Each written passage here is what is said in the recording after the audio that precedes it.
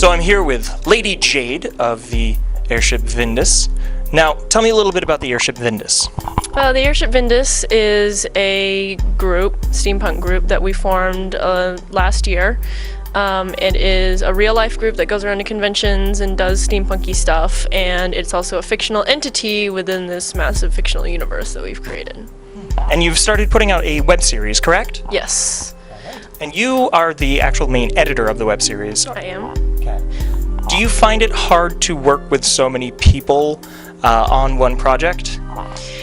It's been a bit of a challenge. We have 9 or 10 people, depending on who's not busy at the time, and sometimes it does get difficult coordinating things. It does usually fall to a core group of about 3 or 4 people that wind up doing a lot of the things, and you just have to figure it out. It helps to treat it like work. None of us are paid. It is a hobby, but we write up contracts, we have workflows, it helps to just treat it like a job. Now, what would you say is one of the hardest part about editing a project? Sorting through hundreds and hundreds of clips. That's difficult. The other thing that's difficult is, the software that we're working with, Premiere Pro, is a massive piece of software and it can crash on occasion. And then there's also just the main creative process of editing, deciding what clips go in what order and the timing, and it gets to be really, really detail-oriented work, and you're just hunched over a laptop for hours on end deleting frames, basically. Now, you also partake in a lot of social justice work within the steampunk community, correct? I wouldn't say a lot. I have my views. I've picked up a lot of knowledge over the years, and I'll speak up in a situation where it arises, but I'm certainly not an activist. I don't try to put myself on the same level as people who actually go out and do stuff about it, but I do talk about it a lot.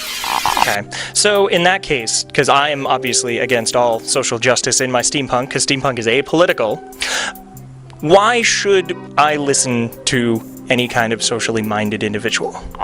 Because we're human beings. That's still up for debate sometimes. I'll admit, even on my side of the camp, it's up for debate whether some of us are really human beings. But well, the way I approach it is empathy, basically. That's how I've always related to things, is how would I feel about it if I were in that person's shoes? And what I've realized a lot over the years is that